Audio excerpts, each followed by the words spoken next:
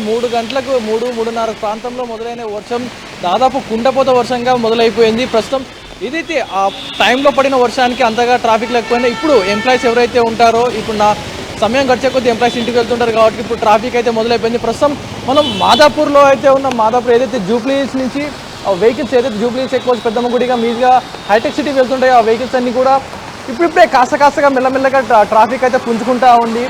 ఏదైతే 4 wheelers and బస్సెస్లో వెళ్ళే వారికి కొంచెం వర్షం పడినా వెయిట్ చేస్తున్నారు, కానీ 2 వీలర్స్ మీద వెళ్ళే వారికి మాత్రం చాలా ఇబ్బందిగా ఉన్నట్టే కనపడతా ఉంది. ప్రతి ఒక్కరు కూడా వర్షం పడినప్పుడు ఆ 2 వీలర్స్ మీద వెళ్ళాలని ప్రతి ఒక్కరిని కూడా చూడొచ్చు. ఆ వర్షానికి ఏం జరుగుతుందో ఎటు జరుగుతుందో కనపడకుండా కొంచెం విజన్ బ్లర్గా ఉన్నా కూడా అది కష్టం మీద వెళ్తూ ఉన్నారు.